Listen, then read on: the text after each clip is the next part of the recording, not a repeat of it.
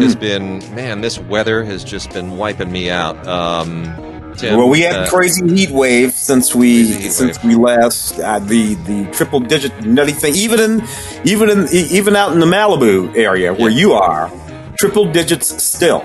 Yes, still, but I should say thank you for coming out for our little documentary shoot over the weekend. It was great to be with you and a camera again. So well, that was good. It was good to see you too. You've been out. You came out here for something that we did. I don't know what it was. But it was nice to get out. We haven't been on a shoot. We haven't been on a shoot together in a long time. So that was in a long time. It's a neat project. Are you going to mention what the project is? It's a neat project. Not going to mention it. Not going to mention it yet. Yeah, I want to get a little further along. Very, very proud of our namey director, who, by the way, is a director that we only know because of this show. but going back some years. But anyway, but it's going to be very exciting when it all comes together. So very, very, very, very, very fun to be on a shoot again. We've had some crazy obits in the last little while. I mean, obviously the Queen, not a motion picture personality per se, but if you watch the movie The Queen, or if you watch The Crown, or she's sort of all over it, right? The subject of many, many, many motion pictures. Yeah, that's certainly true. And look, I like that old Queen. I know that it's all sort of controversial and all of this stuff now, but it never has been for me. And you and I are of an age where we are able to look at the history of empire. In the context of history, but also as a part of a little piece of history that we've lived. If you were born in the 60s, there was a whole lot of empire still out there in the 60s. That's true. And we sort of watched as these things sort of work their way into what they sort of are now, and understood who the Queen was and the way she worked. Not to mention that a whole lot of our media came from there and was shaped around that stuff. All those shows that I used to watch, The Avengers, the one with McGregor, what's his name? The Prisoner. Yeah. The Prisoner. Yeah. All those guys were at work for Queen and Country. It was sort of like a thing. It's weird because I would never have imagined being as moved as I was. It's funny because you do have to. I mean, she was an amazing lady, and she never asked to be queen. I mean, wasn't even supposed to be queen. Wasn't supposed to be. It was the furthest thing from her. But there she was, the daughter of the brother of a king who abdicated, and then the daughter of a king who died early. And through those amazing circumstances, it was thrust upon her. And I think that's what everybody looks at, is this 20-something girl who was a mechanic during World War II and rose to the occasion. Yeah, and she wore it well. She wore it well. She did. Then we also lost Bernard Shaw, who I know is also kind of tangential to the movie business. But I mean, a lot of us grew up watching Bernard Shaw. He was like our Walter Cronkite. He grew CNN, and he was that steady force. And he wasn't just a newsreader. He gave us comfort, especially during that first Iraq war when he's hiding under the table in Baghdad and still reporting in just that calm, measured tone. Yeah. Like, nothing to be afraid of. I've just taken shelter, but I see shelling. And somehow it made it feel okay. I mean, just an amazing figure, and retired long before he needed to. And frankly, I think that had Bernard Shaw stayed at CNN even longer, perhaps moved into the suites upstairs or something like that, rather than that CNN would not have become the place that CNN became. Now, CNN is trying to become a different place, but CNN, the journalism that Bernard Shaw was doing was exactly that, journalism. Yeah. All of this war room, all the wacky crap that's on, frankly, all of them, but that was not the CNN of Bernard Shaw. No. He did the news, and it was wonderful. And when he went away, it's when it started to slip, and a lot of things are going on there now. And he had kind of a Cronkite quality to him, because I remember very well, and we don't do video here, but I'll show you exactly. Whenever they would go to a file story, and they'd come back to Bernard Shaw looking at the video like this. He'd sort of be grabbing his chin in his mouth very, very thoughtfully.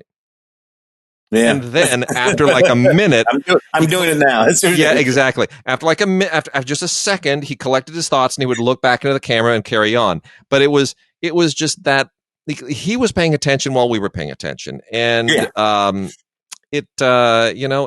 was formative for me. It was formative. I gained a whole new appreciation. I teach a lot of journalism classes. I'm teaching a journalism class right now. Bernard Shaw and all of these periods when these people are sort of like anchors for my class, pun intended. And one of the things that Bernard did, it goes back to Walter and some of the other folks, Eric Severide. They never begun a story as if there wasn't already information. Already things that were true, already things that were understood about what the story was. They started the story with the new information, and then they told you the new information. But they didn't pretend like all the news in the world just happened right that moment. True. And we already they treated America, the news using public as people who were paying attention. And already knew what was going on, understood things that were true, and that all we are doing is bringing you the new information that we have about the subject. That's what Bernard did. And anyway, whatever. I'll be talking about him Tuesday in class. So there you go. Oh well, that'll be a good class. That'll be a good class. We also who else did we lose? We lost Jean-Luc. Jean-Luc and Jean-Luc Godard. And when a lot of people say Jean-Luc and they think about Picard, but this is the first Jean-Luc. And that other Jean-Luc was in some ways, is in some ways a reference to this Jean-Luc. And Godard, who had a really long and prosperous career, a lot of really, really great films early on. And what came to be known as the new wave, the Breathless, and all of that kind of stuff. But mostly, I think that all of that new language that he brought in, that we recognize that he and some of those guys brought into cinema. That's all great and wonderful. But mostly, what I love about Jean-Luc Godard's life in cinema is that he was always thinking. Yeah. He was always thinking. And the films got more and more sort of esoteric and abstract there toward the end. That was okay with me. None of that bothered me. Old people are reflective. They can't help it. And he's been old for a long, long time. What is he, 91? He was 91, yeah. 91. And apparently very, very ill. I was in Ray's class the other day, and Ray said that it was actually an assisted suicide. Yes, I had not seen reported, but that makes me very sad too. Which is why he was in Switzerland, where that's allowed. Yeah, and he is Swiss originally. People should know he's technically associated with the French New Wave and lived in France, but he is Swiss of origin. Someday someone's going to make a great documentary about the Truffaut-Godard friendship and breakup and all that because they were mirror images of each other and yet indispensable in the same way. Your favorite Godard film? You have one? Oh, look, I go to the classics. I'm a Breathless man. I think that's beautiful. But Vive sa vie. That's, there are moments in that movie when he puts that camera, behind her head, behind Anna's head, right? And there's that whole scene that plays out from behind her head in that silhouette. Those moments like that, I can see why they broke the mind of the film going audience up to that moment. That's just genius. And he did things like that all the time. And so there are these moments in all of these Godard films that I can point at in contempt, and then a woman is a woman. But it's about those moments, and the whole movies, like the complete movie, most of them don't really matter to me. Yeah, to be honest, I don't think about any of those movies as whole movies. It's that moment and this moment and that moment that I love. That's a great point. I mean, for me, I'm far less of a fan, I think, than most people. But Contempt is pretty much the peak for me. I really think Contempt is where it all comes together. That's the complete film, and especially because it was filmed at Cinecittà, and because Jack Palance is such a lunatic. I mean, what a weird statistic! Like Jean-Luc Godard once directed Jack Palance. Who knew? Yeah, it's just a very strange thing, but yet somehow appropriate at the same time. Yeah. Well, and then we also lost Irene Pappas, great Greek actress and singer, Zorba the Greek and Z. She was 93. So beautiful. And again, how old was Irene here? 93. 93. So these all the ones we're talking about now, 90 this, 90 that, 90 good, long, solid runs. And though I look, I hate all of that. I hate the, but something about them having those good, long, solid runs gives me some sort of solace. I can't. I agree. I agree. And Pappas was involved. She was active right to the very end. I mean, she made not too many years ago a couple of albums with Vangelis, which are just extraordinary and exquisite. I mean, they're it's like some of the greatest classical music of the past 15, 20 years. Amazing stuff. And then we also lost a great jazz musician. Oh, Ramsey. Yeah. Ramsey Lewis, who, aside from being one of the great jazz musicians of his era, he was one of the first jazz guys. I'm in with the in crowd. That's Ramsey. That's like 1965. He was one of the first jazz guys to really pop on the pop charts. And though he didn't do a whole lot of scores as a composer, his music and soundtracks crosses the ages. So you'll find great music, including that in crowd song, just all across the ages, coming out of New York and the French Team, the Mighty Aphrodite. It's just Ramsey Lewis music all over the place. So also 90, what was Ramsey? 91. 91. They're all in their 90s, same age. So you gotta love it. You gotta love it.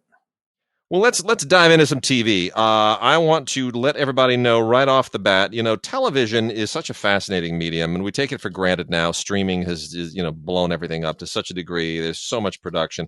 Once upon a time, there was a time before computers, before nonlinear editing, before streaming, where everything had to be broadcast, and making a TV series was a seriously big deal. You're shooting on film, you're cutting on film, and there were shows like The Adventures of Ozzie and Harriet, which I think we take for granted. But both of the first two seasons of The Adventures of Ozzie and Harriet are now on Blu-ray. And the thing that still floors me about these shows is today, if you get 22 episodes out of a season, that's a lot of work. Most are now just doing 10 and 12. 10 and 12, streaming airs 10 and 12. Yeah. They made 39 episodes a year. Yeah. They burned it out. It was just unreal. So, you have basically 78 episodes in 2 seasons here, which is incredible to me. That's just a phenomenal output. And they did that for 14 seasons. Yeah. We got 12 more to go. I mean, that they went through 435 overall episodes, and we got 78 of them here. So pretty amazing stuff. So this was, an ABC fixture all through the 50s, started in 1952, kind of concurrent with I Love Lucy. But it went longer than I Love Lucy. It went all the way to 1966. So you really did see this family grow up. You saw Rick Nelson grow up.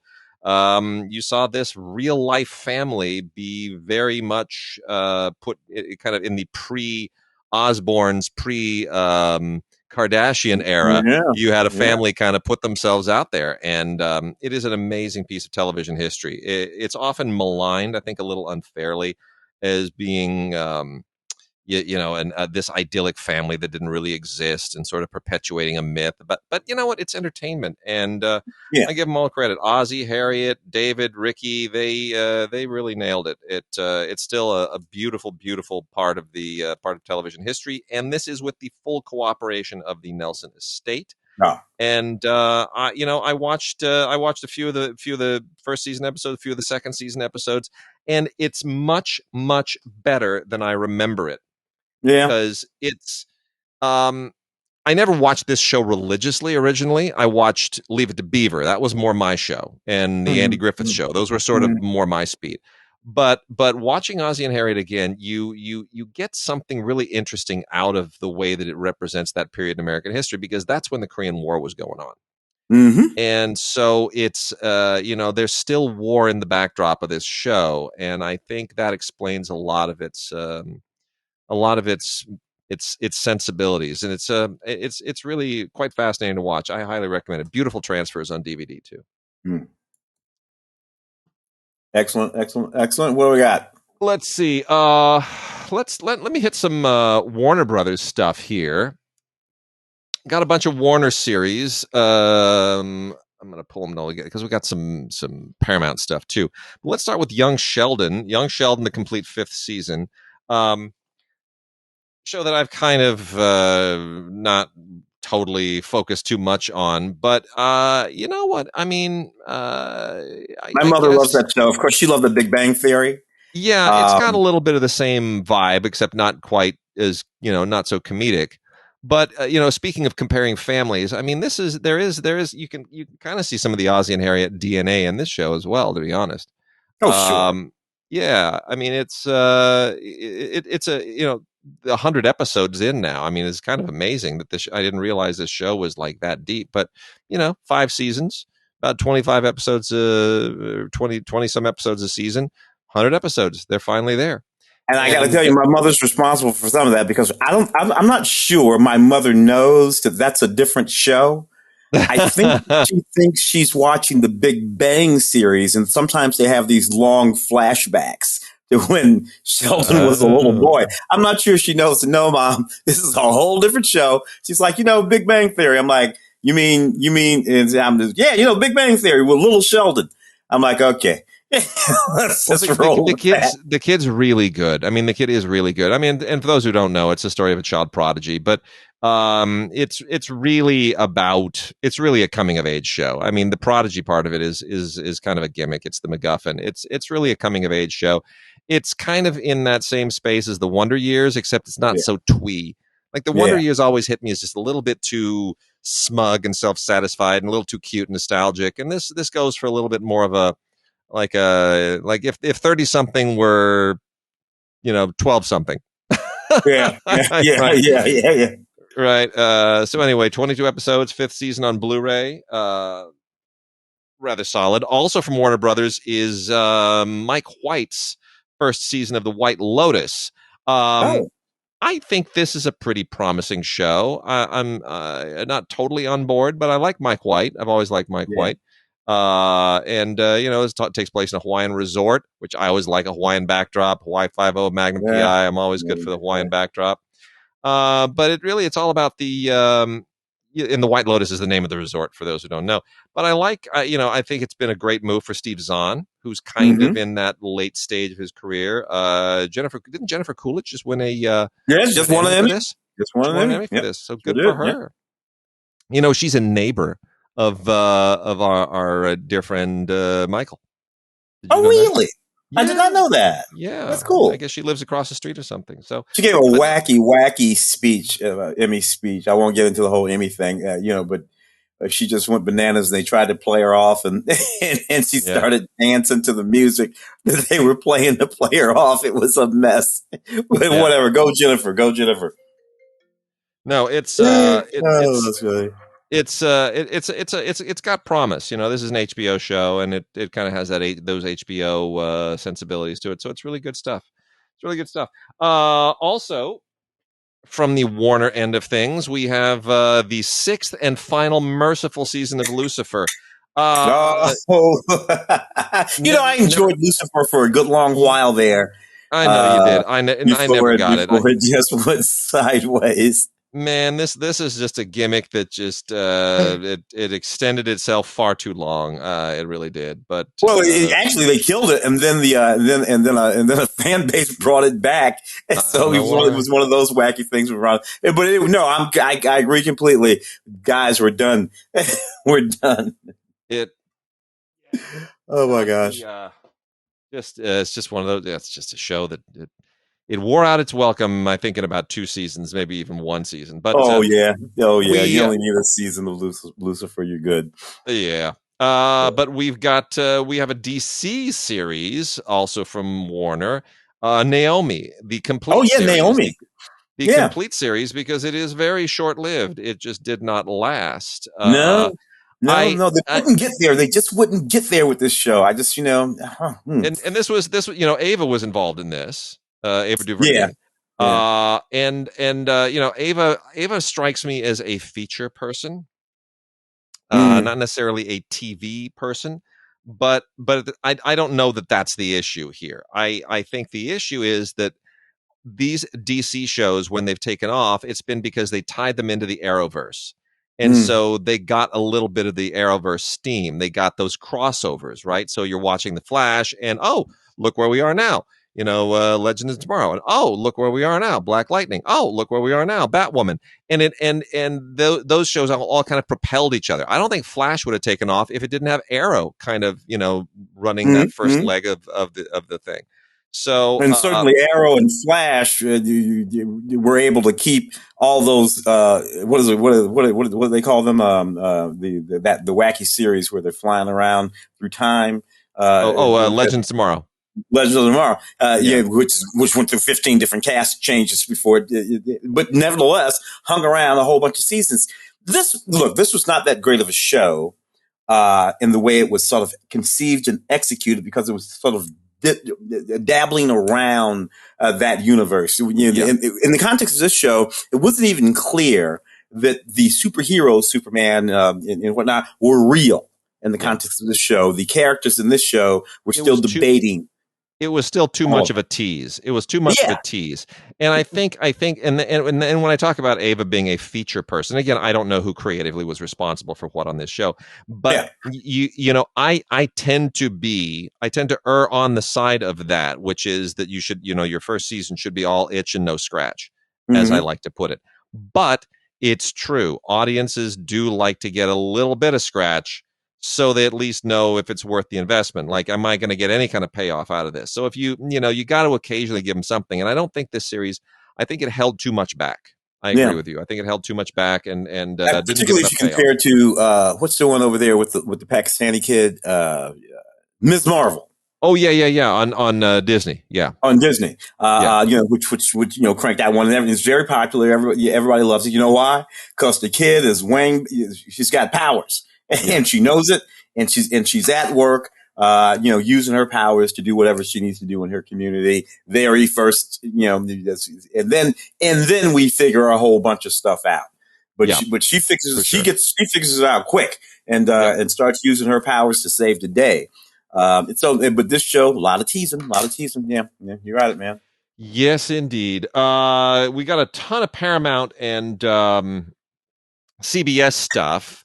I think you may be a lot, because you're a Paramount guy. You're a CBS guy. Yeah. Yeah. So, real fast, Survivor is still around. I don't know why. I don't know who these sadistic people are who think that any of this is worth it. Is there enough money on the planet to justify doing this crap? No, for God's sakes. Since 2000, this wacky show, 22 years. I mean, it's goofy show. And to be honest with you, I only ever watched the first season. Well, we're now up to season 42, which I guess they do like 2 a year, right? That's the way this is, like Dancing with the Stars. So yeah, two a year. Anyway, we're at season 42 now. I can't, I'll be honest. I throw this in, I fast forward through it, and all I see are a lot of people who are, kind of fit, but not as fit as they should be for what they're expected to endure. And it winds up feeling sadistic to me. Oh, and to be honest, all of these people are foul, and I mean, you people are just all foul, and I would not want to know any of these people in the real world. And I we can't also imagine, we also have Survivor, the Australian Outback, which is basically more of the same, except in even worse conditions in the Outback. This is the first I think was this the first one outside the United States? Anyway, it started with Borneo, and then this was the second season. They went to the Australian Outback, so it's going to, it's not enough to just go to regular desert island. We have to go to really, really far flung, inclement parts of the planet. I don't know. I don't. Mark Burnett's made a ton off of this, so good on him, because I never would have done that. Queen Latifah, season 2 of The Equalizer. Yeah, hanging in there. Holding up. The show. Look. I watched a good chunk of season 1. Appreciated it. I think because I have some notions about the Equalizer, the original series, Edward Woodward way back in the 80s and all that kind of stuff. Then, of course, there are the Denzel movies and how they kind of more or less just ignore it. You know, all that this is. And then this series, which is ignoring both the Denzel Washington movies and the Edward Woodward series. And I'm the like, okay. Series. I know. I'm like, so you people are you're just taking the word equalizer. Yeah, that's all they're doing. And then doing whatever the hell you want. Yeah, that's fine. But my palate was all ready for a sort of my guy Edward walking around in that black coat with those black gloves, you know, and just walking up on cats and kind of tell, look, man, you're messing. You put that ad in the paper, you know, and taking care of the shit. And these shows, the movies and the shows for that matter, and this show for that matter, are not that. They are. No. She is an equalizer. She's an ass kicker. Yes, that's all fine, but it's not my guy walking around in that coat. I look at it as like the Green Lantern Corps. You just said she is an equalizer, and to me, that's what it is. It is the Equalizer Corps. They are all part of the Equalizer Corps. I know that's cheating, but that's how I justify it. It's a good way to interpret it. I can't make the same excuse for Jay Hernandez as part of the Magnum PI Corps, though. No, we're at season 4 with that, and you know, Jay is not Tom Selleck. He just isn't. It's his own thing.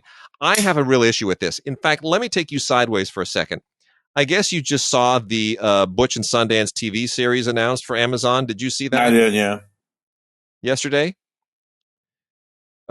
So the guy from Top Gun who plays whatever it is, the other the Coyote or whatever the hell his name is, the smart talking guy who can't stop insulting right from the new Top Gun. You know what I'm talking about.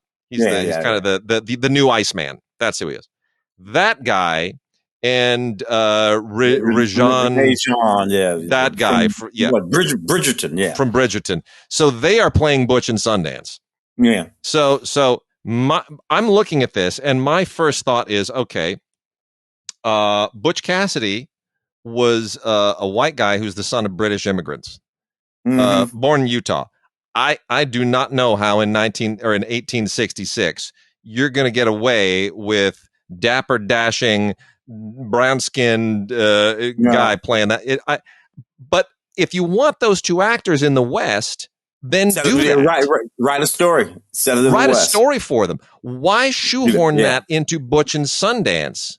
I don't get that. I've never understood. Yeah, and if you want to redo Butch and Sundance, go ahead and redo that, but do it in a way that is rational and makes sense. It's square peg round. And it ain't going to involve that brother. It's as dumb as Will Smith playing James West. Yeah. And the Wild Wild West back in 1994, 5, 6, 7, whenever the hell they made that movie. Isn't it also unfair to the actor because you're digging that actor a big hole that they have to dig themselves out of? You got to explain stuff. Look, and of course, way back in the 70s, one of my favorite Sidney Poitier, Harriet Belafonte movies, Buck and the Preacher. Yeah. Which we talked about a couple weeks ago, or a few weeks ago. Talked about it a couple weeks ago. You know, they took a movie, they took a story, and the story was really reflective of things that were going on in America in the 70s, but it was set just after the Civil War. And now you have a reason for these two brothers with their guns and their horses to be roaming through the Old West doing the things that they're doing. And you don't have to tread on any other historical territory. Thank you.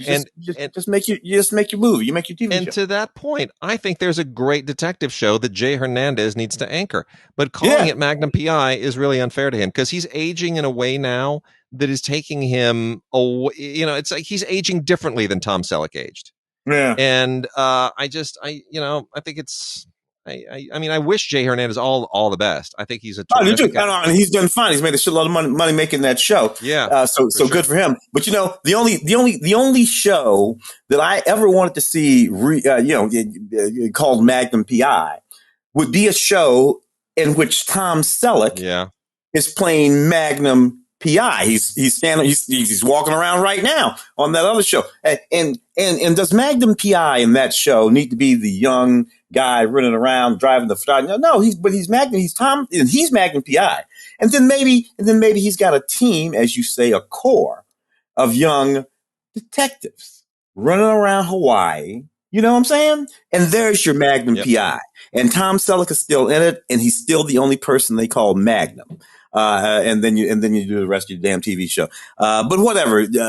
Jay's made his money. He's fine. So now to the final season of Bull and the Trial Analysis Corporation. I think this has been a good series. Not a great series. Yeah. But and Michael Weatherly's a solid actor. I mean, solid as can be. I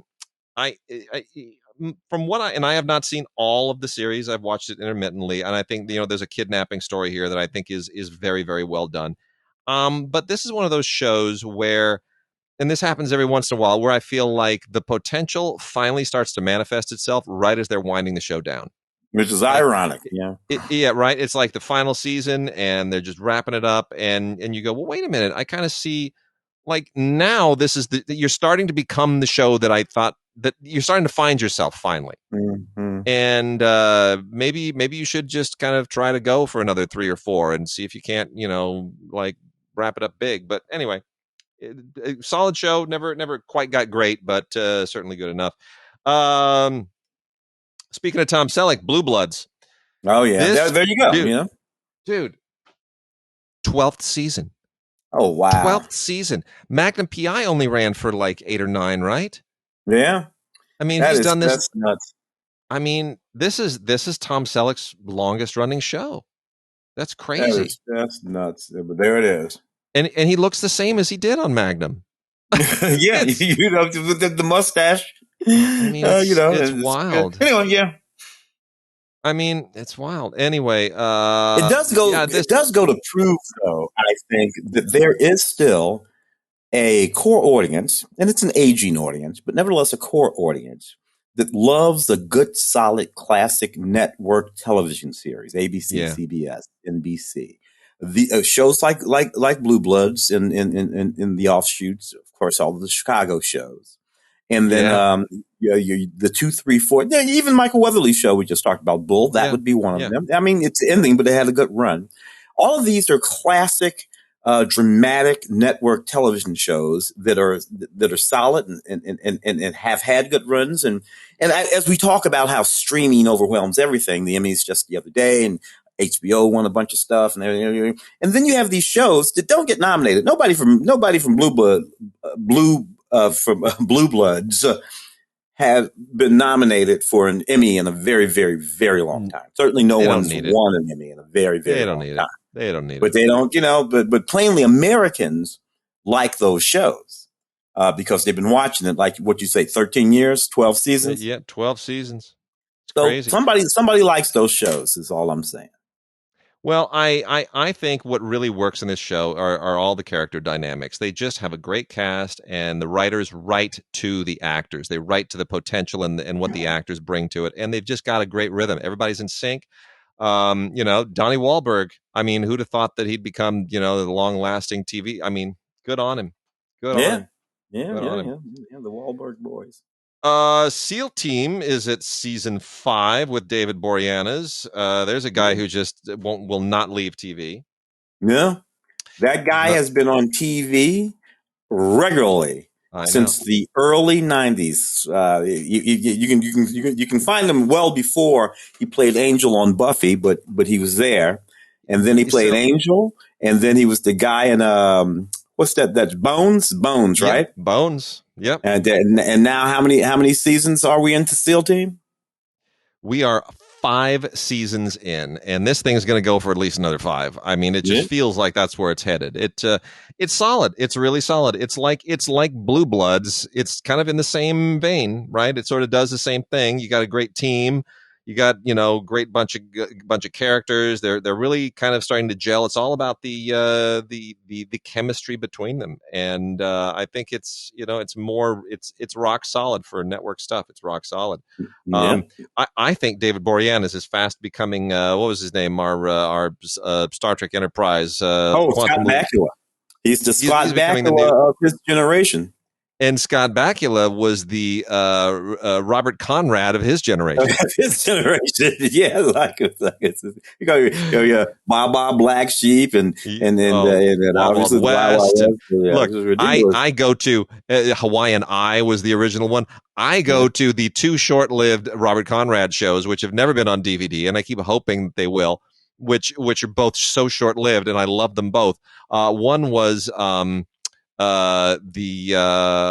was it called, where he plays the old boxer, the Duke, set in Chicago, and Larry Manetti, that's way back there, played Rick on Magnum. Conrad. That was his first show. He was Robert Conrad's buddy on the Duke. And then there was the spy thing, a man called something. What was it? He was a spy, and he'd go into the toy store and he'd take the elevator down. It was like very Get Smarty, only without the jokes. Wow. It was so cool, and it lasted like 6 episodes. I was the only person watching it. I remember sitting there as a kid. I thought, this is so cool. It's Robert Conrad, and he's a spy again, just like on Wild Wild West. Nobody else had my nostalgia. I'm a dork. I'm a total dork. A couple of NCISs here, one of which totally I had no idea. So Tim, these arrive. I'm like, NCIS Los Angeles, season 13, still working it. There you go. Yep. I think Sherman did 2 of those. His show's been a long time when an actor can do your show more than once and play different characters. I know, it's great. Right? Your show's been on a long time. That happens every once in a while. I used to. So when Christy was pregnant, we would basically just sit around and watch Law and Order endlessly. There was always a channel that had Law and Order. Right, you can watch like 7 or 8 hours of Law and Order straight. And when you start doing that, and you flip over from Bravo over to NBC or whatever else, and you're watching all the Law and Orders. Eventually, you're like, wait a minute, that's the same guest star as somebody else. You're recycling. Have you forgotten that they don't care? They just don't care. Show up your new character. There you go. But you know what?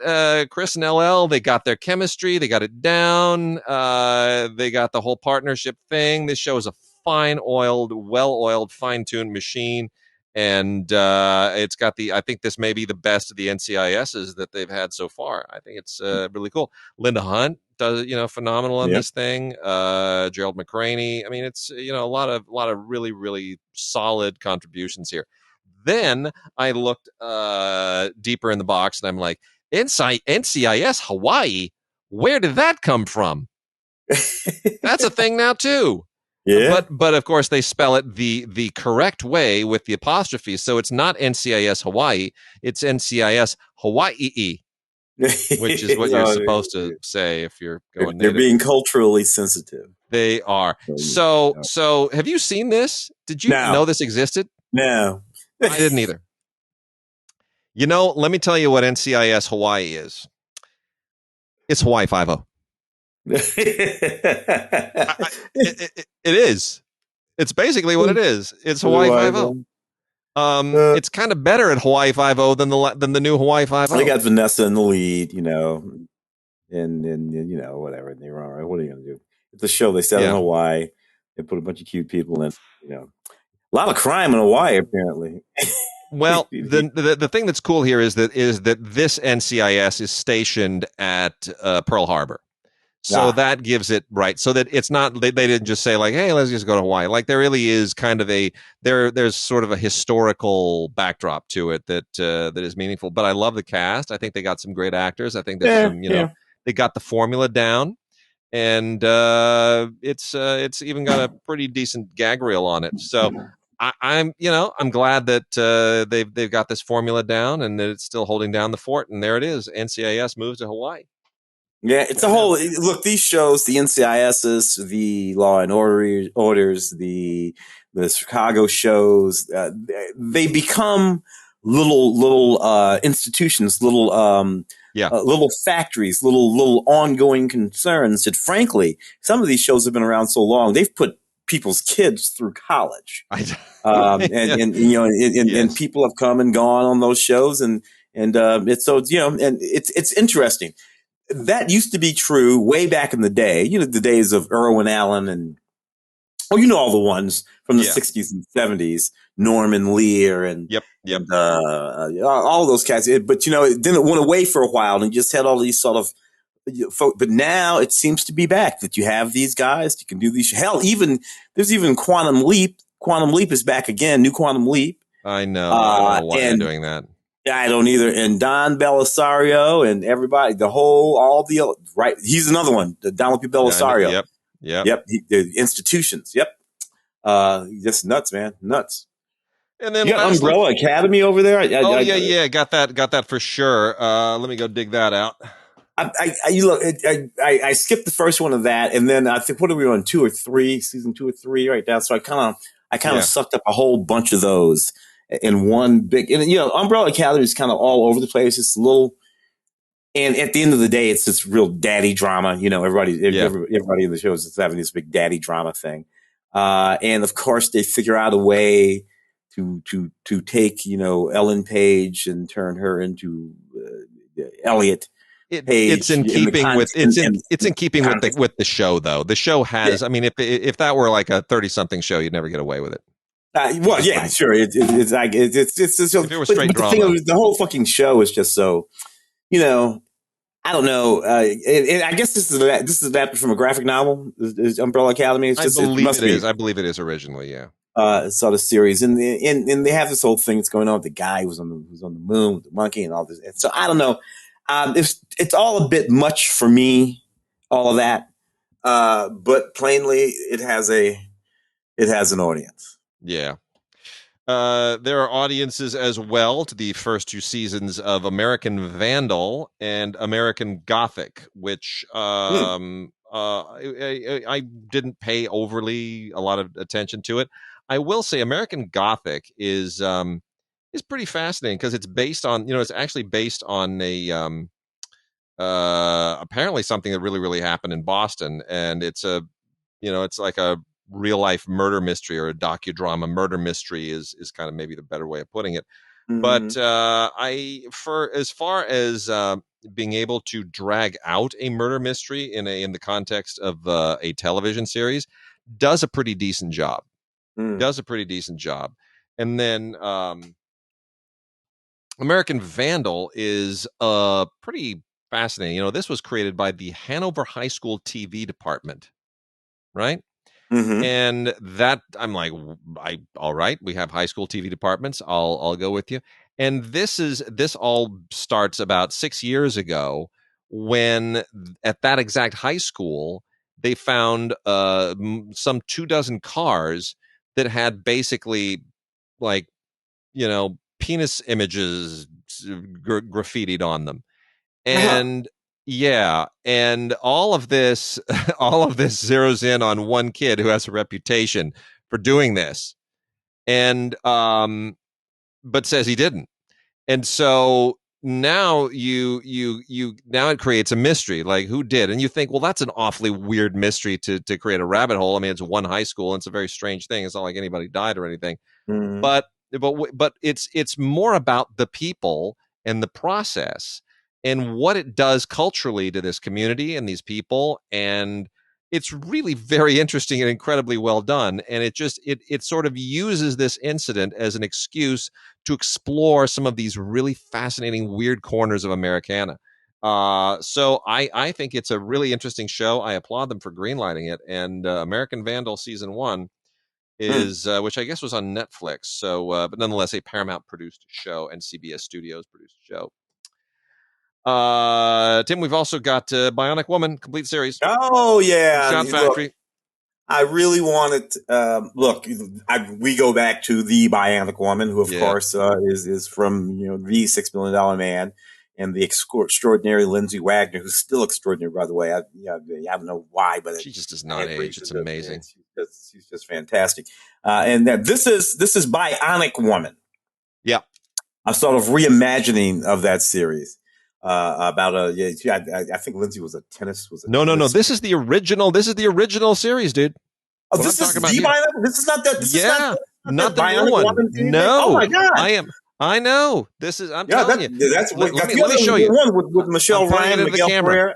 There it is, right there. Oh my god, that's our series. That's your complete series. Yes. I thought we were talking about this. There was another Bionic Woman series. Yeah, but nevertheless, I know. great. No, I'm so happy.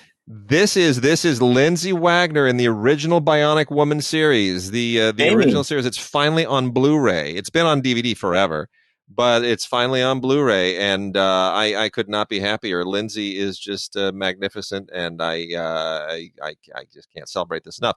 Do you remember when this show moved to NBC? That was a big controversial thing. No, I don't remember that. $6 Million Man had already left the air. This is how much of a nerd I am. $6 Million Man was already off the air, and so the only Bionic show they had left was a Bionic Woman. Yeah. And ABC was kind of trying to pivot and go in a new direction, and they basically canceled the Bionic Woman, and NBC picked it up. And I think it wound up on NBC for 2 seasons. I can't remember exactly, but anyway, maybe more. But I mean, this thing ran from 76 to 94. I mean, that's a good long time. And to 84. Yes, 84. Sorry, 84. 84. Yeah, 84. Yeah. And that's I think it was those last 2 or 3 seasons in the 80s where it was on NBC. And it's interesting because that's when they introduced the dog, the $1 million Maximilian dog. That was an NBC innovation. That was not an ABC innovation. So anyway, it's all good. It's all good. Tons of stuff on here. There are all 3 reunion films that they did after the fact. If you want to get those, new audio commentaries along with the original DVD audio commentary. So there's even more. You have plenty of reasons to upgrade, and there are bonus episodes, the crossover episodes with the $6 Million Man. So when you're with the Fembots and Bigfoot and all that stuff, you don't have to go, darn, I got to buy the other box set. No, you're all good. You're all good. Q&A with Lindsay, gag reel. It's all great stuff. So many great actors came through those shows, man. Oh, so good. So good. That was just the greatest stuff. Let's talk about Outlander for a second. I missed this show kind of at the outset and really kind of caught up with it over time. Because the cast is just so good and they keep showing up in all these other movies and whatnot. Yeah. And I still think the premise is a little bit silly, but man.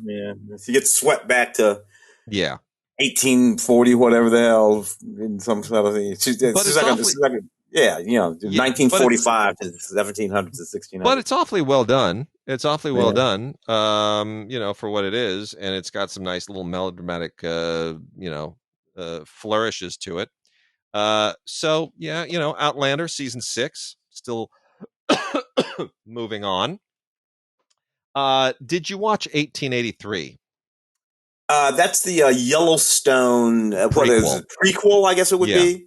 Yeah, to the Kevin Costner series. Yeah. I haven't seen that one yet. So I've never, Yellowstone, I know is like the most popular show of all time. I know people just love it, and it's Costner being, the patriarch. And I'm trying to explain to people it's bonanza, everybody. We've been there. We've done that. My generation already did that. So I will see that intermittently, and I had no interest in 1883 because I felt like, why? And then people said like, no, it's a self-contained thing. You got to watch it. It's its own thing. Dude, it's hell with Yellowstone. Seriously, this is so beyond what Yellowstone is. And part of it is because it was conceived as a self-contained prequel.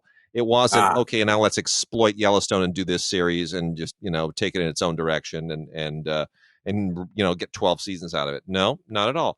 We're going to do this. We're going to do this as its own limited series, and we're going to bring it to an end. We're going to bring it to an actual emotional conclusion.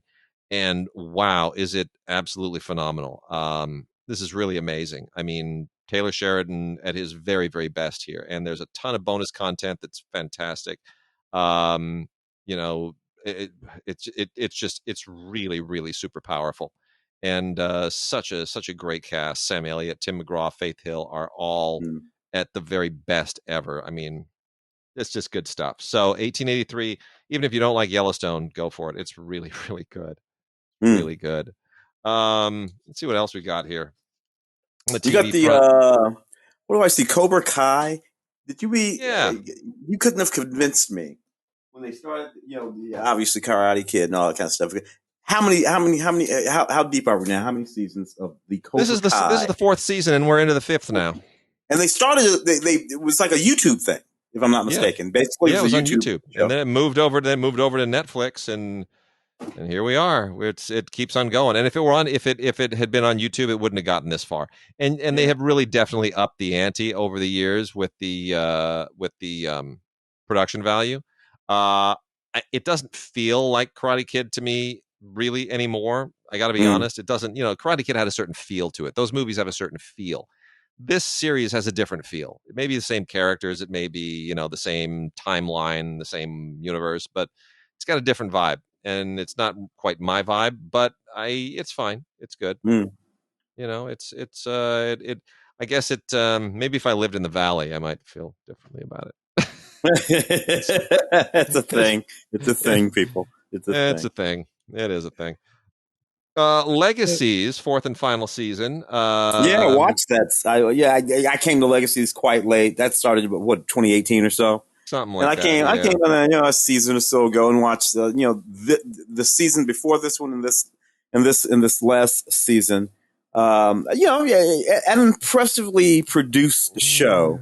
Julie Plec over there, the creator producer of that show, which I think is really, really great. All of these sort of young women, grabbing a hold of these shows. Vampire Diaries is another one. Vampire Academy is another one. That's the thing. But that's the thing. It's like it's another one of those. It's like okay, Harry Potter meets Monster Squad. Oh yeah, the school. They're the school. They got their demons and monsters and vampires and love interest. It's all like as you said before. This is Beverly Hills 90210 with witches and demons. It's what it is. Chicago Med season 7. More Dick Wolf. Another one. Man, I'll tell you, it's just Dick Wolf, man. That guy just how many hours of television is he collecting residuals from? There's another one. Oh my gosh, it's unbelievable. Yeah, but all the Chicago shows cannot complain. They keep some people very near and dear to me gainfully employed and well paid. Chicago Hope. Sherman did 2 of those too, but Chicago Hope goes all the way back to 90, maybe 90. I've lost 92, something like that. That's almost 30 years, Chicago Hope. Gosh. So Chicago shows for almost 30 years. Well, that's a lot of people in the city of Chicago who are working. And I can't complain about that. You worked with your homie over on who did your movie, Jason Begay. Jason who's Chicago PD. Yeah, no, he shows up on all these shows, but boy, I'll tell Chicago Med is solid. Oliver Platt, they always get some aging movie star to kind of anchor the thing with some gravitas, and then they surround them with a lot of beautiful young people, and they do that here too. And does it transcend any of those medical shows that we're all so familiar with? From whatever. From Medical Center to ER to the few great ones, St. Elsewhere. It's pretty much the same drill. But the territory has been covered. Yes, it has.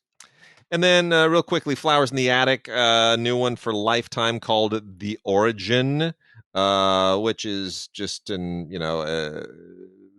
a prequel novel for Flowers in the Attic. It's just its backstory. It's kind of, doesn't really go anywhere that's that interesting. I don't know anybody that was like, I wonder what the backstory to Flowers in the Attic is. Those people need a hobby. I'll just say that those people need a hobby. For History Channel, we got Theodore Roosevelt. Oh yeah, which has. So I love a dramatization of Theodore Roosevelt as much as anybody because he lived an amazing life, and they do a pretty decent job here. This is 4.5 hours long. So they really, really cover the span of his amazing life. And it is very nicely dramatized. Always amazes me he became president at 42 because he didn't look 42. Yeah. But what this has a and it's good. History Channel really spent some money on this, so good on them. I wish it were Blu-ray, but it's not. It's just DVD. But this is the one that just the credit that always kind of floors me. You read this from executive producers Doris Kearns Goodwin and Leonardo DiCaprio. Like, in what universe do those two people work together? I don't see it. But whatever, there it is. And then very lastly, we got a couple of 3-movie collections from Hallmark Channel. If you just want to just be goopy and drippy and watch just romance, if you want to spend a whole day, just if you're sick and at home from work and you're recovering from COVID and you're missing your spouse because you have to isolate for 48 hours or whatever it is now, take these two triple features. One has Beverly Hills Wedding Every Weekend, and Stop the Wedding on it. And then the other one has Sweet Autumn, Love on Harbor Island, and Cooking with Love. Just put these on. You will survive. This is so much gooey, drippy Hallmark romance. It's like reading those awful novels at the airport waiting for your plane. It's amazing. 4K or what do we move to next? Let's go to some Criterion, man. Oh, yeah. Only because I see Blowout there. For sure, and I'm dying to know what's with the De Palma film. So what do we got here that's new from Blowout?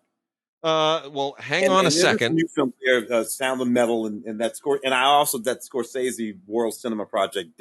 Desperate to talk about those. Yes. So hang on a second. I just knocked everything over. So let me organize this stuff again. Hold on. Vamp for a second, Tim. I'm not even going to push pause. Like Mark used to be, don't stop the recording. No, vamp for a second about why you love Blowout. De Palma. Here's the thing about Blowout. Aside from being the kind of movie that you wouldn't expect John Travolta to be in, it's definitely the kind of movie you wouldn't expect John Lithgow to be in, and both of them are in this movie. And it's one of those early John Travolta movies that sort of proved that John, coming off of what was that show? With the warthogs or whatever the hell they were. Welcome Back, Kotter. It was one of the movies that John used to prove that he was a for real actor. Blowout, and he did. He didn't have to dance. Or any of that kind of stuff. He could just act in the movie.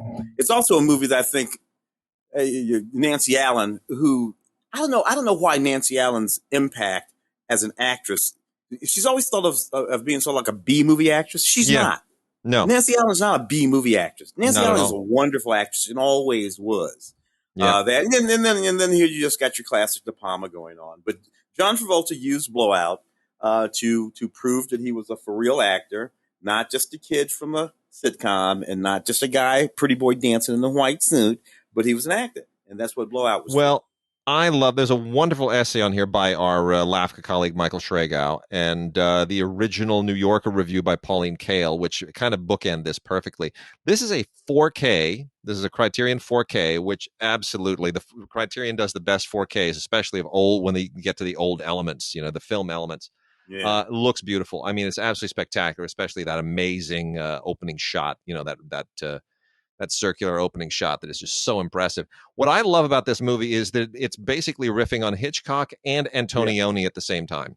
Yeah. Right. It's a Blow Up plus, any number of Hitchcock films. And it's so smart. It's just so smart. It also includes the 1967 De Palma feature Murder a la Mode on here. So you get a great bonus with that.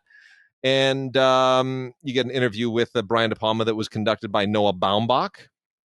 And I know what it's like to talk to Brian De Palma because the interviews book, if you ever go and you find, Brian De Palma interviews, mine is one of those that's featured in that book. So I had a great sit down with De Palma at one point, and he is a fascinating guy to talk to. I mean, he's so smart and so just forthcoming. And there's a great interview with Garrett Brown, who was the Steadicam operator that dealt with all the Steadicam shots here. And this is like early Steadicam days, This is 1981, right after Kubrick kind of pioneered everything with The Shining. So you're still exploring that new technology. It's great stuff, really great stuff. Sound of Metal, which is a pretty recent film, gets a Criterion treatment here. I don't remember what you thought of The Sound of Metal. We didn't. I deeply appreciated that film. This is the Riz Ahmed film from Darius Martyr about the heavy metal drummer who goes deaf. And has to sort of deal with all of that, and I forget who the guy was. I think Paul Raci, nominated for that Academy Award, as his the guy who was helping him, Joe, the guy that was helping him come Yeah. into the deaf world. It was just a whole kind of thing. Matthew Amira. I appreciated this film quite a lot, actually. Probably a little bit overrated, but this film and then the very next year, the film Coda, both just happened to True. deal with the hearing. I thought that was the most important thing about it. Yeah, I agree. Bringing that world to the fore and making it be something that all of us started thinking about. Look, man, I got to tell you, it hadn't been something that I had thought about since those Helen Keller movies from 25 and 30 years ago. Yeah.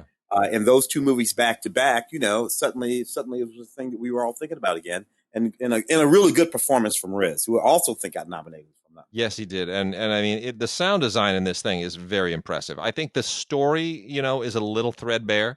This is also a 4K, and fantastic execution on the 4K. Story's a little threadbare for me. It's a little too meandering, but I mean, again, it's kind of a European vibe. But the character work, the sound design, the central idea, I thought really just superbly executed. We've also got a couple of older films. The semi-older film is Exotica. Adam Goyan's, Adam, yeah. This was right at the beginning of his best period, right after The Adjuster and right before The Sweet Hereafter. And Exotica was, I think, kind of a little bit maligned. This is back when he was really indulging in that hyper non-linear editing thing, right? The story's kind of the linearity of the story is chopped up all over the place. You never really know where in the linear timeline you are, and it doesn't really matter. I think there's a lot of great stuff in this thing. It's hard to explain what the plot is. It's about grief. It's about a man. All his films are about grief. They kind of are, aren't they? It involves a stripper, and her role in all of this kind of changes as the film goes on, and you begin to understand things that might seem prurient or a little bit salacious early on, which become not at all that by the end. It's a really interesting psychological journey, and I was really happy to see Criterion pick this one up. There's a conversation on here between Goyan and Sarah Polley, believe it or not, who's become a great filmmaker in her own right. I was going to say, gave us, Mia Kushner and Sarah Polley, as actors. She has a film right now, Sarah, that people are talking about. What is it? For Women Talking or something like that? Yep, it's a new one. It's going to be on our awards calendar, I'm sure. And then Henri-Georges Clouzot's Le Corbeau is out on a new Blu-ray. This was out on DVD long before. This is from 1943. This is one of those great French films from the early Clouzot period, right before the new wave took off. And there were only a handful of those French directors that from the 40s who really kind of continued to be productive even into the new wave period and maintained their reputations. This, like many other films of the period, like Children of Paradise, was made during and under Nazi occupation, made in 1943. And how they made this film is just really kind of astonishing. The Vichy government, of course, did not approve of it, and it's the symbolism in this thing. Le Corbeau, the word means raven, by the way. And it's the name. It's kind of the pseudonym used by this particular underground figure who's the center of the story. And it's all it's not even remotely thinly veiled anti-Nazi stuff. It's just straight up, it's very, very impressive. And watching it again today, it really it still resonates. It's, I think, one of Clouzot's very, very best. It's on Blu-ray. Does not have a ton of extras, but it does have a really great contextual interview with Bertrand Tavernier, who acts as a historian here. And Bertrand, yeah, it all. And also a documentary from 1975. So it's good stuff. The last couple here, I'll save the Scorsese thing to the end. Takeout. It surprised me that they would release this. This is a really interesting film made by Sean Baker and Shi-Ching Su in 2004. And this was before Sean Baker was on my radar. Yeah, mine's too, for sure. Yeah, so it's really interesting that Sean Baker, Tangerines, and what was the one last year? The Florida thing. What was the Florida Project? Oh, the Florida Project and Red Yeah. Rocket, the kind of Red very Rocket. silent. That's right. Yeah. That Sean Baker way back in 2004. Yeah, working with a Taiwanese director on a story about, you know, basically capturing the life of this illegal immigrant from China who was kind of trying to make a go of things in New York at a very, very difficult time, and all of the just horrific stuff that and if you know Sean Baker's work, like especially the Florida Project, you see where all of that stuff kind of comes from. This is really a fascinating fly on the wall kind of film, and done in a really sort of Italian neorealist fashion, but yet also in that Sean Baker kind of way that he would that he has subsequently really solidified. So pretty solid film. Pretty solid Yeah, film. Very interesting. Very raw. real Very sense of rugged. cinema verite there. Yeah, yeah. It's very rugged. Very rough. But you can tell that they've got something going on. And then lastly, we have yet another volume of Martin Scorsese's World Cinema Project, Blu-ray DVD combo set. These continue to be these films that Martin Scorsese just pulls out of the far reaches of the world and shows to people.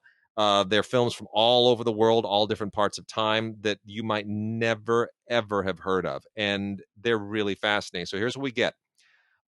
We get Sambizanga, which is a film made in Angola in 1972 by filmmaker Sarah Maldoror, which is incredibly, incredibly good. I'm kind of blown away that there was an Angolan film in 1972. Like, wasn't Angola at war in 72? Isn't it being just torn apart? Fascinating. I mean, it's just beautiful texture. There's an Argentinian film from 1939 called Prisioneros de la Tierra by Mario Soffici, which is also very, very good. A 1976 Iranian film, Chess of the Wind, very famous, made right before the revolution, by Mohammad Reza Aslani.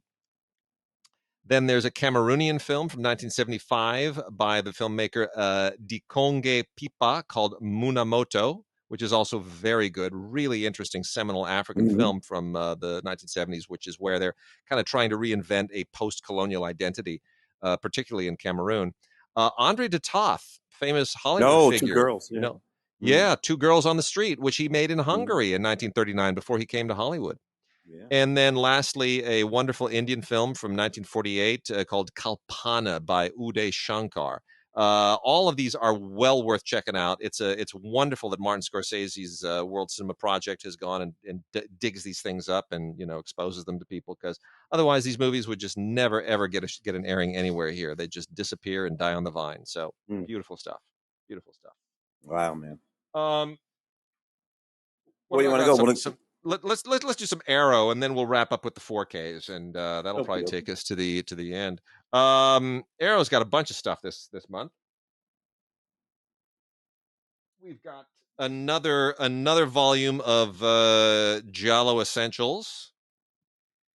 Can't say that I like any of them, but I know a lot of people do. So never don't mind me. It's always been kind of a thing, you know. Yeah, I know. It is what it is. So the films here, there are three of them. The only one that I could kind of really stomach was the Killer reserved 9 seats, and that's because I just think it's the funniest, weirdest title ever. It is. It's hilarious. But you know, these have all been, I mean, look, they're all just giallo. They're all very nicely restored, but it's, if you don't, you know, let me put it this way: if you already bought the previous volumes in this set, go and get this too. If you didn't, there's no reason to. This is strictly, it's not even really worth trying to review the plots or anything. The Sacred Spirit. You ever seen this by Kima Garcia Ibarra? No, Sacred I do Spirit. not know. No. Gosh, man, I tell you, Arrow finds such fascinating, weird stuff. They really do. Just these very strange, kind of European cult films, European exploitation cult films. This is from a Spanish filmmaker named Kima Garcia Ibarra, who apparently is like a major cult figure somewhere. And I can only say, like, it reminds me, it's very kind of, it's not gore, it's not giallo, it's not in that vein. It's kind of like it's almost De Palma like, in the way that it sort of it gets inside the very weird psychology of these people, these various characters, and it feels like a De Palma film until you realize that it's a UFO movie, and that's when it takes this weird sideways shift, and then it becomes like all about alien abductions and all this other stuff, but it still has this like weird De Palma vibe to it. So I don't quite know how to kind of do it justice. They have a quote on the on the box, which is, I don't necessarily agree with this, but I thought it was funny. It's sort of because they had a hard time explaining it too. And the quote on the box is, "It's as if Ken Loach and Aki Kaurismäki remade the X-Files." Now, I was going to say the X-Files have got to be a reference in there somewhere, but okay. Yeah, and I wouldn't necessarily agree. I would say it's almost as if like maybe Brian De Palma and John Sayles remade the X-Files. That might be a better way of doing it. But nonetheless, that made me laugh. Ken Loach and Aki Kaurismäki. I don't know who came up with that, but good on you. It's hilarious. I got a few others here that are they're a little bit obscure. Japanese film, Tomo Uchida's Fugitive from the Past. Pretty Tomo Uchida is not that well known here, but he's a good, solid Japanese crime filmmaker. And this takes place in 1947, and it gets into like there's a typhoon and all the aftermath of the typhoon, and it turns into kind of a Japanese noir, and feels very kind of German expressionist imposed on Japan, and it becomes a much more expansive story than you even think at the beginning. I mean, it really stretches on through time. It's really quite fascinating, and it's never been on Blu-ray or DVD outside of Japan, so it's quite a thing. Apparently the original novel that this is based on is 1,700 pages long. Oh my! I know. So I recommend watching the movie. Yeah, man. Don't. Hell High. Hell High is, it's a friggin' slasher movie. It's got a cult following. It's ridiculous. It's totally absurd, but it gets a beautiful treatment from Arrow. And so does The Righteous, which also has kind of a cult following. It's very, very artsy. It's very European, but Henry Czerny is very, very good in it. It's got a ton of extras on it, and probably for if you're a genre fan, if you're a horror fan, if you like supernatural horror, you'll enjoy it. And then the last two I want to really put a little bit of oomph into. One is 4K, and that's Flatliners, the original Flatliners. Kiefer Sutherland, Julia Roberts, and Kevin Bacon. 4K. Yes. Everyone maligns this film. Tim, I don't remember what you thought of this. No, I actually reviewed that film in 90, whatever it was. 1, 2, 90, maybe 90. Like was it 90? And gave it a pretty good review. One of Joel Schumacher's best. Yeah. I love this film. Yeah, I thought this was a great film. I mean, it kind of came in the wake of all those movies about what happens when you die or when you're near death, whether it's Ghost or Jacob's Ladder. What dreams may come, all that, yeah. Yeah, and they were all either scripted or co-scripted by Bruce Joel Rubin at some point. Anyway, this I just think this is really, really cool. And in watching it again, I had forgotten, Joel Schumacher just directs the hell out of this, but it's also really shot well because Jan de Bont was the DP. Oh, really? Well, there you go. Yeah. I'd forgotten. Jan, of course, went on to make the big crazy movies, the Twisters and the Speeds and all that. Yeah. Well, 4K is born for this transfer. It's all those harsh contrasts and the harsh, fluorescent lights and the way this thing is shot. It just really, really pops. It's beautiful in 4K. Really, really worth checking out. And so is the sound design. It's fantastic. Really good. HDR is first rate. And then lastly, on Blu-ray, two Running Out of Time films by Johnny To. Johnny To has kind of picked up the gangster baton and carried it on much longer than John Woo ever did. Mm. and he's making some great films. And Running Out of Time 1 and 2 are just absolutely terrific. Both of them are here together on one set. If you're a fan of Johnny Toes and a fan especially of these particular films, you got to see it. Frank Jeng does the audio commentaries on here.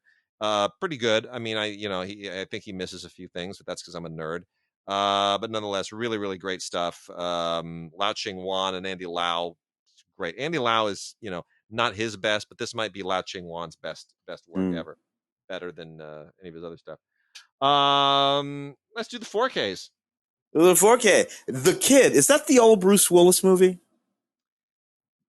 that they're talking about, or are they talking about Chaplin? No. This is the Ethan Hawke, Dane DeHaan movie. Oh, okay. I was wondering because there are a lot of them. There's a lot of them. Yeah. I mean, I was thinking about Bruce, and when I saw that, it popped into my head. It might be that. No, in fact, yeah. I'm gonna. It's funny you mention that. So I'm gonna let me just address these three really quickly, because these are all Lionsgate 4Ks. Lionsgate is taking a really interesting 4K strategy, and they're everybody else is doing either like your big tentpole blockbusters, or they're digging into the classic films and going for the cinephile thing. They're kind of going one direction or the other, and just about everything else here is in that vein, except for these three, which is that Lionsgate is basically saying, you know what, we're just going to take some really good, rock solid, mid-level action and genre films that are popular, and we're going to see if we can't sort of penetrate that core audience with some 4K, because those people, they kind of were 4K early adopters. So these three films are Gerard Butler in Gamer, The Kid with Ethan Hawke, and directed by Vincent D'Onofrio, if I'm not mistaken, right?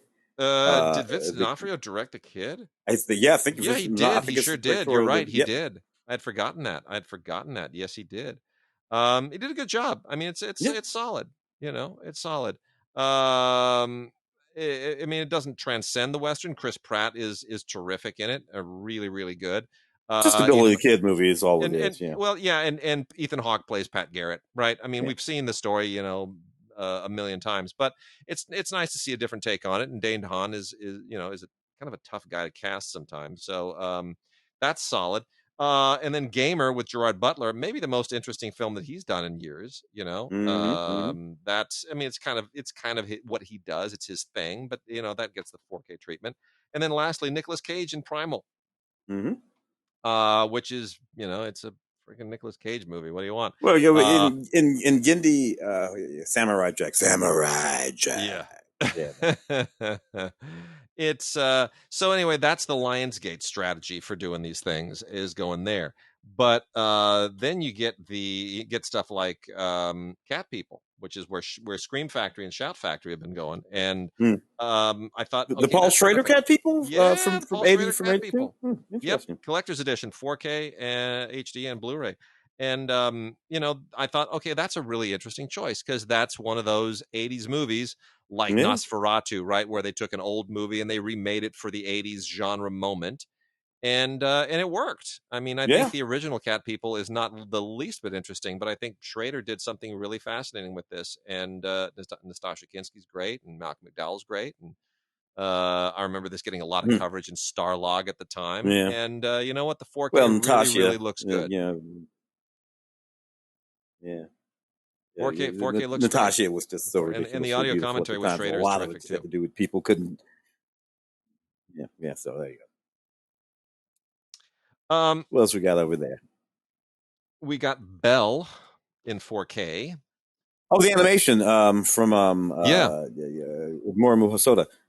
Which Charles, our colleague on Film Week, truly loved and said that he would have chosen as the best animated feature of that year. What are we talking about? Last year? This is last year, right?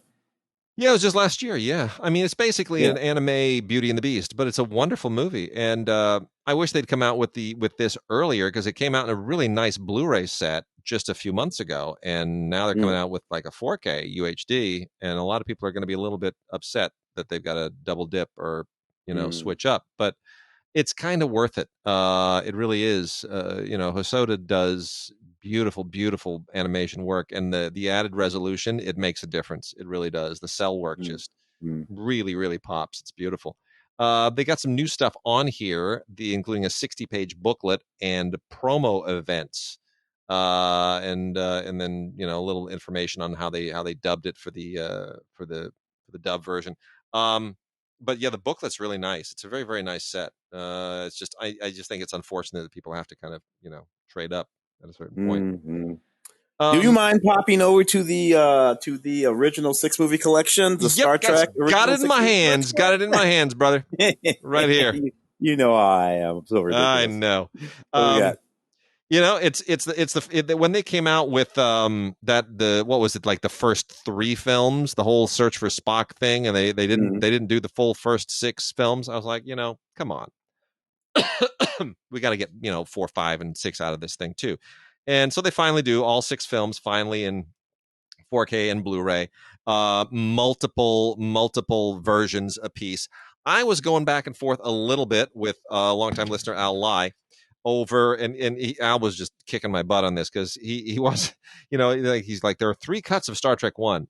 Are they all there? And I'm like, dude, I've lost track of all the different cuts of Star Trek 1. I really have. I've kind of lost track of them. I kind of only want the original theatrical cut. I don't want the Robert Wise director's cut anymore, because they put it together after Robert Wise was dead. So I don't know how it's a director's cut. The original theatrical cut, that's what I live for. But they're all here. Everything is here in one set. To my knowledge, nothing is missing. Maybe somebody wants to correct us at gods@digigods.com. I've searched the forums. I've checked everything. Doesn't seem to me like this is missing anything. But it's great. They're all the first 6 films, and I don't, I'm mixed on a lot of these, but I really love 1, and I love 5. I'm pretty okay about 6. 2, I'm not a fan of, but I understand why people are. 3, I think is terrible. 4 just makes me want to cry. I think it's so goofy, but they all have a following. Well, I live in the exact same spot as what we were talking about before. For me, it has to do with moments from each of the films. There are grand moments. Wonderful moments from every one of those films, even the ones I don't particularly care for. There are 2 or 3 moments that are just wonderful for me. Why does God need a spaceship? And let them die. And right. And I just work my way through like that. And what film is it from? I don't know. but it's a beautiful moment, and I love it. Yeah. Spock in the giant sunglass case. I love that. So it was a good run. That when that cast came back, I mean, that was a cast of a TV series that ran 3 seasons, and they came back and made 6 movies. Yeah, all 20 years older, and not able to use any of the. I know we're going to move up, but not able to use most of the elements that they used on that TV show, which had to do with being young and sexy and running around and jumping around and kicking and fighting. And Uhura wearing that. Like, oh yeah, we lost in the shell not too long ago, and and all so it was this young, sexy. But in the movies, they weren't young and sexy. No. So they had to bring a gravitas to all of the movies because this wasn't going to be about knocking them out and wearing that short skirt. That wasn't going to work. So they did it for all those movies. Yeah, love it. Real quickly, there's also a 4K of the Funhouse, which again is part of the Scream Factory, Shout Factory strategy. Go back to those cult films. I'm not a fan of the Funhouse. This is one of those Tobe Hooper one-offs that just it's like halfway between embarrassing and horrifying, and I don't know. It is what it is. It's just a certain kind of 80s era slasher gore thing that enjoy it in 4K. I certainly don't, but it's out there. Minions: The Rise of Gru from Illumination, fantastic collector's edition here in 4K with Movies Anywhere code on it. Universal's Illumination, just nailing it. going above and beyond once again with the this particular franchise to where I don't think anybody expected them. But it's an origin story.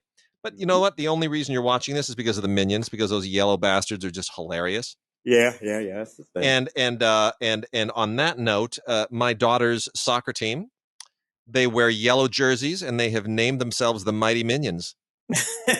Well, there you go. So that tells you it penetrated. Oh, it penetrated. And the most impressive thing about the Minion thing is that they beat Pixar. This opened more or less in the shadow of Lightyear. Oh, and it stomped it. It stomped it. Yeah, yeah. Disney's Yeah, got to step it up. particularly considering that both of them were going to the well for what? This is what, the third or fourth Minions film, and and obviously, so it's not like they both haven't been to that well quite a few times, but the Minions are cute and ridiculous. Yep, they sure are. DC keeps doing great animated work in 4K, and the DC Universe movie Batman: The Long Halloween Deluxe Edition is no different. Could have held on to this for Halloween, but why? It's out now. And it's well written, it's well animated, it's well conceived all the way through, and it's got all the usual characters in it. Mad Hatter is particularly interesting. But it's basically a feature length Batman adventure, and it's on 4K, and it sounds great. They've just really put their money into that thing. Three more here of note. One, this is the weirdest one, and I'm curious to see if you have any recollection of this. Do you remember the movie Drive? Not the Ryan Gosling Drive, but a Drive from the late 90s, 1997, directed by Steve Wang and starring Mark Dacascos. Do you remember this? And my boy Kadeem Hardison and my gosh, and the young late Brittany Murphy. God rest her soul. Dude, I remember that movie. You're a cheat. You're a champ. I'm impressed. I watched a lot of bad movies. This movie was actually a lot of fun, though. As I recall it, as sort of enhanced human kind of thing. In a Chinese hitman, and they have to drive this whole damn thing, man. Yeah, Steve Wang.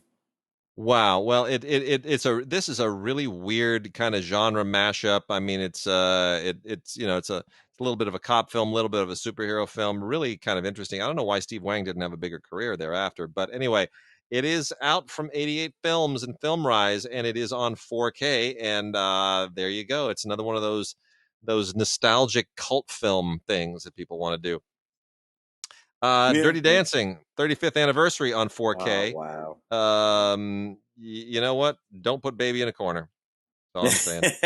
I still don't understand why this movie was so popular, but I don't know. I mean, truly, why was this movie such a big hit? What do you think? There was a nostalgia thing going on for things related to the 50s and the 80s. And this was set in the 50s. We had a whole bunch of that stuff that was just going on. Then I don't know, but there it was, and that song, of course. Those songs were just making a comeback, and it was just one of those kind of things that was happening, man. Emil, I can't think of anything else. Emil, I can't think of anything else Emil made. Emil died young. I'll say this. I keep hoping that somebody will release a double feature, and I know they won't because there's no reason to, but a double feature between this and the French comedy Heartbreaker.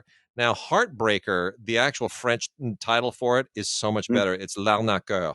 And L'Arnaqueur in French means like a swindler, but they spell the word arnaqueur differently so that the coeur end of it is spelled like heart.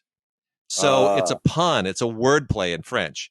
It's like thief and heartbreaker all kind of mashed together. Anyway, Dirty Dancing plays a significant part in that movie, and it's hilarious. And if you watch Dirty Dancing and then you watch Heartbreaker right after it, you will be on cloud nine. It's just the greatest thing ever. It's so much fun. I don't know what I was thinking about with Emil. Emil is, chances are, Three Men and a Little Lady, not Three Men and the Baby, but Three Men and the Little. Which my friend Charlie wrote. Yeah. About that. Yeah. And he also directed Sister Act. Did he? Okay. Emil. Yeah. And that's 92, and he died in 93. So he did all right. All right, Tim, let's talk about the last 4K Elvis, and then we'll wrap out with just a couple of new films. How do we feel about Elvis? Baz Luhrmann's big, gigantic. I wrote a very long review for DigiGods, which is at which people should check out. It's a really great piece that goes deep into the whole thing. And of course, thank you. I came to Elvis a little bit later, and deeply we had talked about it. And the question that I had asked you when we were talking about it was how Elvis's relationship to the black community was handled by, Baz and Sam and Craig, all the writers. And you told me, and you were absolutely right. It's really, really wonderful the way those writers delved deep into that and made it a central part of this story in this movie. Yep. This film understands that Elvis was built in the black church and in his black community. Elvis lived in the black community. Yep. And this film not just acknowledges, but illustrates how all of that was integral to who he was, and how B.B. King and all of these figures, Little Richard, were integral in helping him figure out that he was going to have to be who he had to be. And I had always known that, and a lot of that had been misinterpreted, misconstrued over the last 40 years since Elvis died. And I'm really, really glad that this movie is a corrective to that. I agree. So really good stuff. It's, what I say in the review is that this movie is a little bit like watching somebody racing for a bus and then finally catching it. The first half of the movie just blazes through the first half of Elvis's life. I mean, it's like he's, he records some songs and then he goes to Germany for a minute and then he comes back and he has a Hollywood career, which is dealt with in about 30 seconds. And then you're like an hour and 15 minutes into the movie. You're like, holy cow, this movie is not stopping for anything. And then you get to the Elvis comeback special. And the comeback special is about an hour and 15 minutes long. If you saw that in 1969, and this movie recreates about 45 minutes of it. Yeah. It sits there and it suddenly slows down and spends a good long time on that comeback special, which I thought was a fascinating choice. But if you know Baz Luhrmann, you're like, well, of course, because lamb chop, black leather, sequin Elvis is going to be a lot more interesting to Baz than Jailhouse Rock, Hound Dog Elvis. Yeah. But I do think it's every Elvis movie and miniseries has been interesting in some way. I do think that I think this is probably, I mean, is it definitive? No, but I don't know that anything can be definitive. I think this is maybe the one that gets most inside the soul of the guy, especially the late stages of his career. And I think Austin Butler is good as the early Elvis. I think he's amazing as older Elvis. So either way, you know what? Baz is responsible for I think 5 of the all-time 10 most successful films in Australia. This will not change that because he's bumping himself off the list. Right now at number 10 is Strictly Ballroom. So he's just bumped himself off the list. He's still responsible for 5. But that's the interesting thing about the movie. The name of the movie is Elvis. The name of the movie is Elvis. But in some ways, this movie is about Colonel Tom. Yeah, played by Tom Hanks. Tom Hanks, and in that particularly affected sort of way. But of course, it's one of those situations where if you go look up Colonel Tom, and he's all over YouTube. You can find Colonel Tom. He didn't shy away from cameras. Very strange man. I think Dutch descent, if I'm not mistaken. He was Dutch or something like that. And he had a very strange way of speaking. And he was fairly old when he met Elvis. And all of that's very odd. And you're watching this movie and you can't help but notice all of that. And it requires quite a affected performance on the part of Hanks. And of course, the movie is mostly told in a voiceover from Colonel Tom's perspective about him and Elvis. So in some ways, I think if there's anything about the movie is it's the title. It probably ought not to have been called Elvis. I think somebody told me somewhere along the line it was called Elvis and Me, or maybe that's a whole different movie. But Colonel Tom is the thing that sort of dominates this movie, despite Austin's really great performance.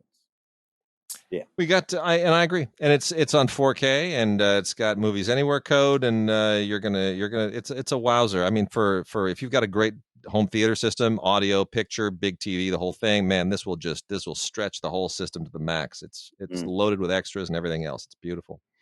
Few new movies really quickly to get to here. Murder at Yellowstone City is a really, really solid Western. I mean, we were talking about 1883 earlier.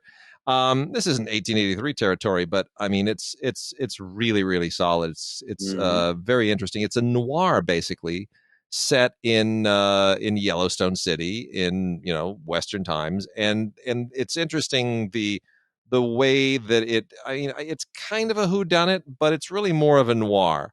And noirs that are set in the West, I think, and there used to be a few of those back in the 60s too.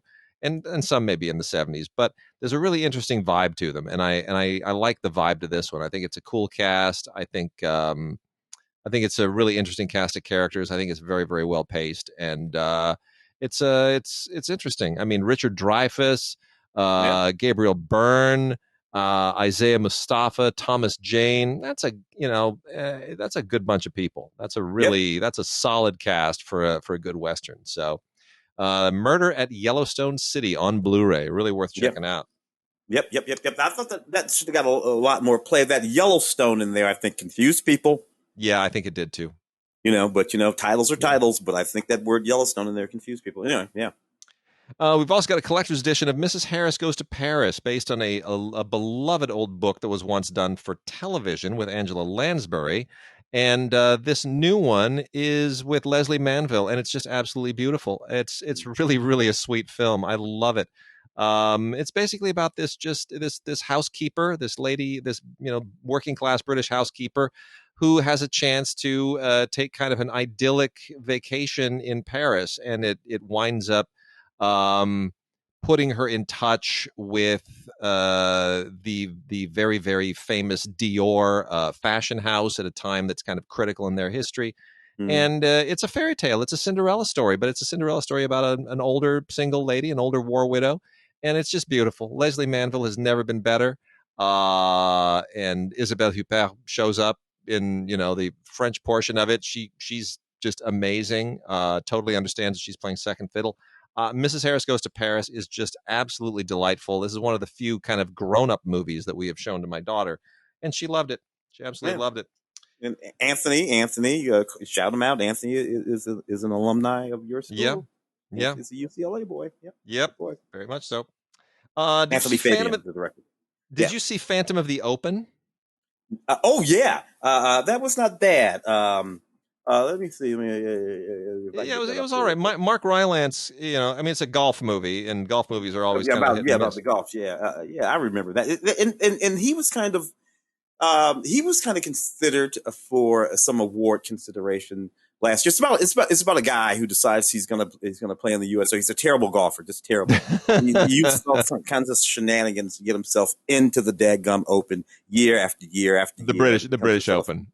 Yeah. The British Open. Sorry, the British Open. Year after year after year, it suddenly becomes this thing between him and the guy. How they're going to try to keep him out. But he keeps getting himself in there, and his little wife. Who's playing his wife? Sally Hawkins. Sally Hawkins, who's just so supportive of him. And it's your year. It's your year. But it's not. It's not his year. This is. I think it's a little threadbare of a story, but I love Mark Rylance and Sally Hawkins, and I really like Rhys Ifans. I think you put those three people into any story, they just make it better.